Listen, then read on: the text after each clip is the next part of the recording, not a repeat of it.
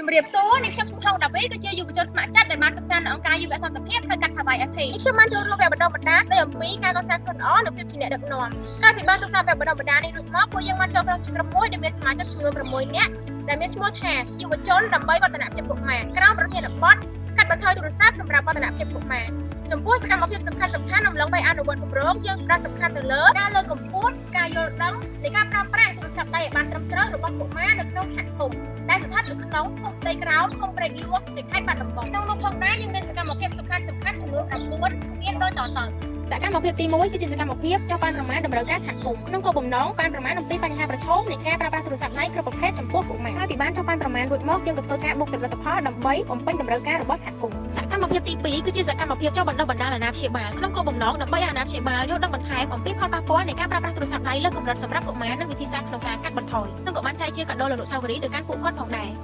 ដោយអាណាព្យាបាលមួយចំនួនជាប់រវល់កិច្ចការមិនបានចូលរួមយើងក៏បានចុះបណ្ដុះបណ្ដាលអាណាព្យាបាលនៅផ្ទះបន្ថែមទៀតសកម្មភាពទី3គឺជាសកម្មភាពចុះបណ្ដុះបណ្ដាលកុមារក្នុងគោលបំណងដើម្បីឲ្យពួកគាត់បានយល់ដឹងអំពីផលប៉ះពាល់នៃការប្រើប្រាស់ទូរស័ព្ទលើកម្រិតនិងការប្រើប្រាស់ទូរស័ព្ទដៃឲ្យបានត្រឹមត្រូវលើសពីនេះពួកយើងក៏បានផ្ដល់ជាសម្ភារៈជំនួយស្មារតីទៅដល់ពួកគាត់ផងដែរសកម្មភាពទី4គឺជាសកម្មភាពចុះវិតម្លៃពាក់កណ្ដាលគម្រោងដើម្បីធ្វើការវាស់វែងការយល់ដឹងនិងការផ្លាស់ប្ដូររបស់ក្រុមគោលដៅក្នុងរយៈពេលខ្លី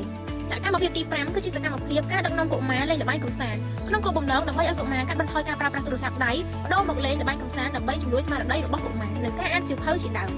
សកម្មភាពទី6គឺជាសកម្មភាពចុះចែកខត្ថប័ណ្ណក្នុងគោលបំណងដើម្បីចុះផ្សព្វផ្សាយអំពីផលប៉ះពាល់នៃការប្រើប្រាស់ទូរស័ព្ទដៃនិងជាសារដាស់តឿនទៅកាន់កុមារឲ្យកាត់បន្ថយការប្រើប្រាស់ទូរស័ព្ទដៃបន្ថែមទៀតសកម្មភាពទី7គឺជាសកម្មភាពចុះដាក់ banner ដើម្បីធ្វើការផ្សព្វផ្សាយនិងជាសារដាស់តឿនក្រៅរំលឹកទៅកាន់អាណាព្យាបាលនិងកុមារឲ្យចូលរួមកាត់បន្ថយការប្រើប្រាស់ទូរស័ព្ទដៃឲ្យតិចតាមដែលអាចធ្វើទៅបានសកម្មភាពទី8គឺជាសកម្មភាពវិតម្លៃបញ្ចប់គម្រោងយើងធ្វើសកម្មភាពនេះឡើងក្នុងគោលបំណងវាស់វែងលទ្ធផលរបស់គម្រោងដែលយើងបានអនុវត្តរយៈពេល3ខែកន្លងមកជាមួយក្រុមគោលដៅសកម្មភាពទី9គឺជាសកម្មភាពបង្ហាញលទ្ធផលទៅកាន់ក្រុមគោលដៅយើងធ្វើសកម្មភាពនេះឡើងដើម្បីបង្ហាញលទ្ធផលរយៈពេល3ខែជូនទៅកាន់ក្រុមគោលដៅរួមទាំងអាជ្ញាធរកូនស្ទាក់សួរតើនៃគូសាប់ខ្ញុំទៅផ្ទៃក្រោមជួយសាយ60ហើយបានសិក្សាសូត្រកូនដែលបានសិក្សាពីរូបប្រើទូរស័ព្ទនេះគឺថាល្អខ្លាំង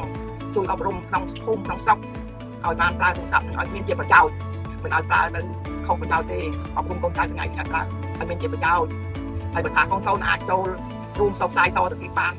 គឺជួយផងឲ្យបានរីកចម្រើនក្នុងសហគមន៍ក្នុងភូមិឲ្យសិក្សានុសិស្សនឹង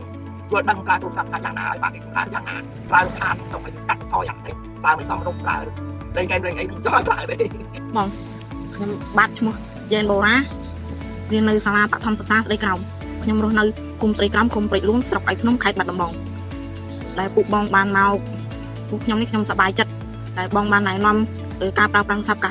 ប៉ះពាល់ដល់ខួរក្បាលភ្នែកនិងរាងកាយសីលធម៌ជួយឲ្យសម្ភារៈសិក្សា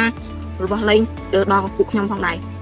ខ្ញុំថាសប្បាយចិត្តដែលពួកបងបានមកណែនាំពួកខ្ញុំឲ្យបានល្អកុំវង្វេងនឹងទូរស័ព្ទមើលខ្ញុំថាសប្បាយចិត្តដែលបងបានមកណែនាំទាំងខ្ញុំទាំងម៉ាក់ប៉ាហាមពួកខ្ញុំក៏មកមើលទូរស័ព្ទខ្ញុំសូមអរគុណ